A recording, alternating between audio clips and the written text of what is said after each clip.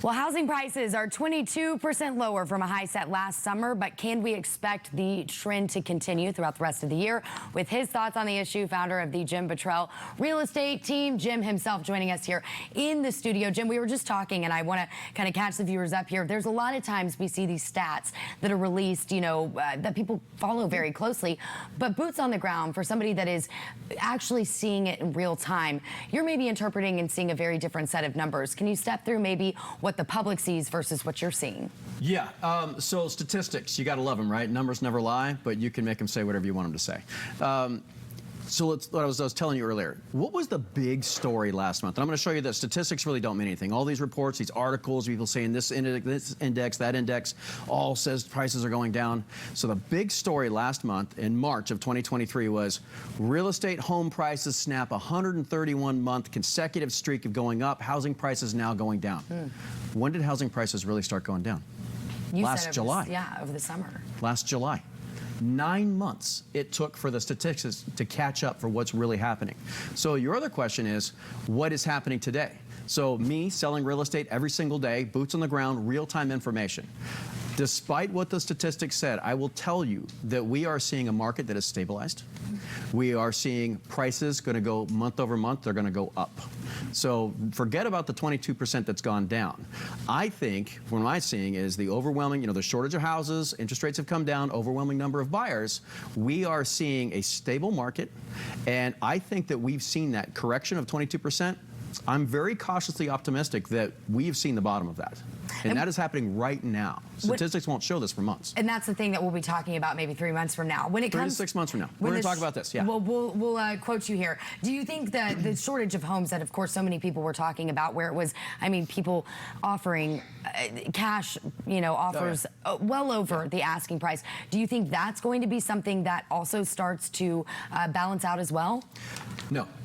No, the housing shortage is going to be around. It's here to stay. 2 reasons. One is, like, the big article that was out this weekend was that housing starts hit a record high. Well, housing starts means a builder is applied for a building permit.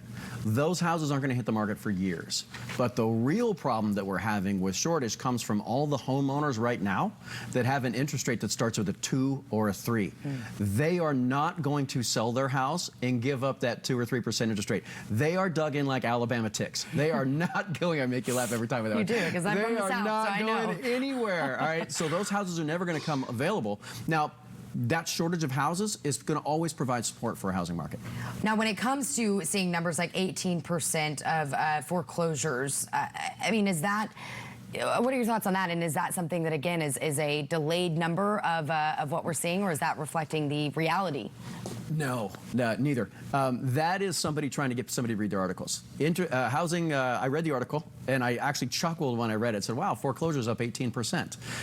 That is a dramatic title. That's going to get people to read it. The clicks. But in reality, what's happening is we've gone from, let's say, 10 foreclosures to 12 foreclosures in a market where there's 1 million homes.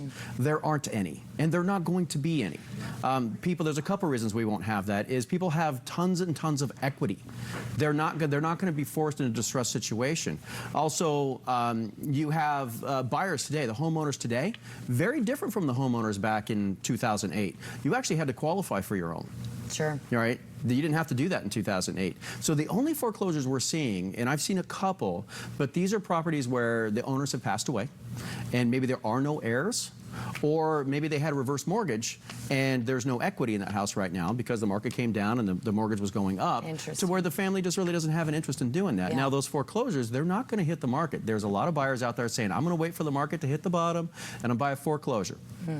It's not going to happen. The banks had all they could take of selling houses retail from 2008 to 2012. They are not going to deal with selling houses retail again. They're not going to deal with the consumers. They're not going to deal with the properties, and they're sure as heck not going to deal with the realtors. Wow. Because that's a bitter pill in itself. Yeah. So they're not going to do that. But nowadays, there's companies like BlackRock and all these other companies. They're just going to buy it. The banks are just going to send them off to them. That's it. And that's what we've seen.